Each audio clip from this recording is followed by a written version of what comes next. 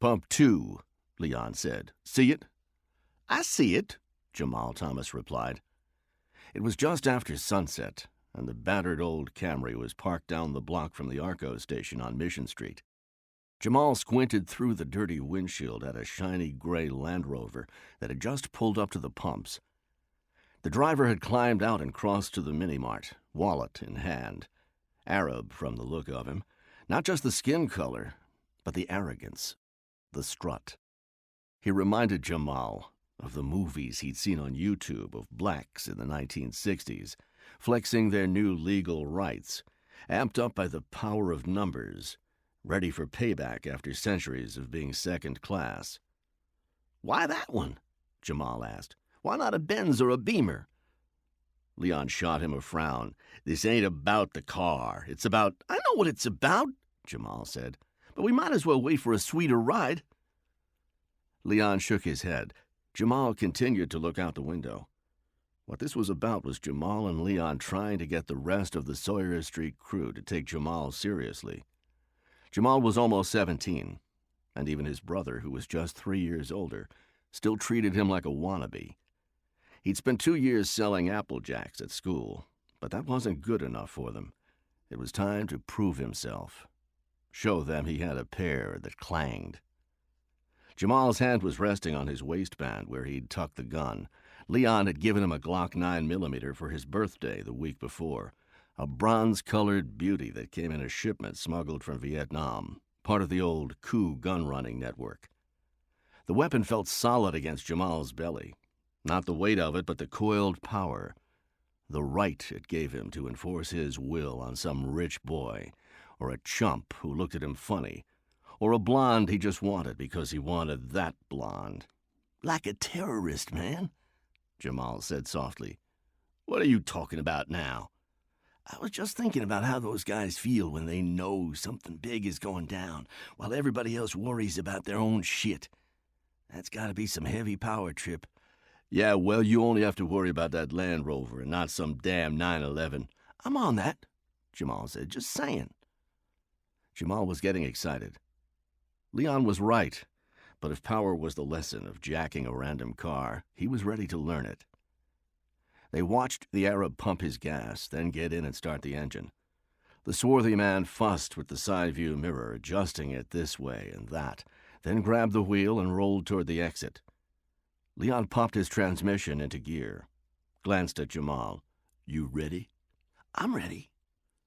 Leon shifted his foot from the brake to the accelerator and eased after the Land Rover. They followed the Rover straight to the Loin, the part of the city that had long ago given itself over to liquor stores and strip clubs, where anything and everything was bought and sold 24/7. Jamal wondered what a well-off Arab was doing down here. If he was looking for action, all he had to do was pick up the phone. He didn't have to cruise through wine country. Maybe he had holdings here, invested some of that oil money in hookers and crack dealers.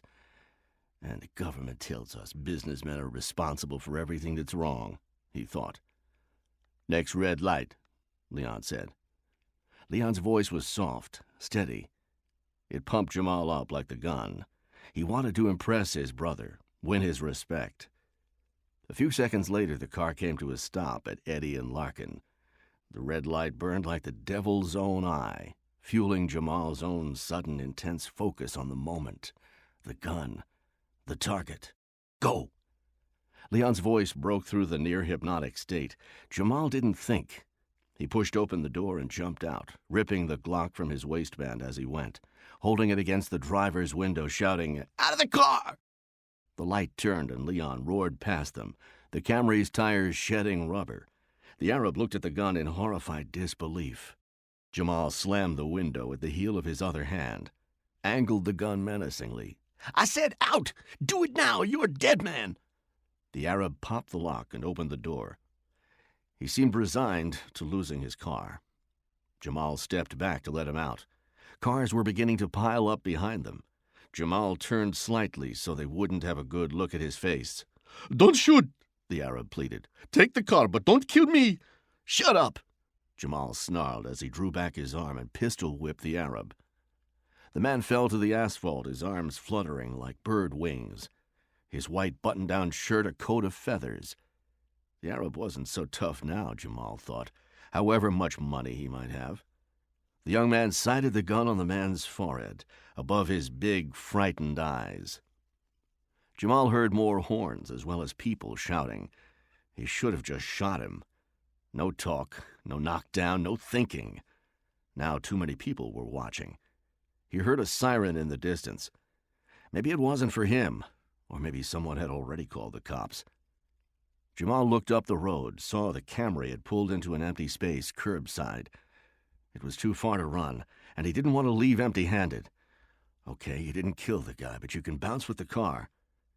He could still score points by leading the cops to the Embarcadero and putting the Rover in the bay, or maybe driving it into the hot new lounge of the Phoenix Hotel.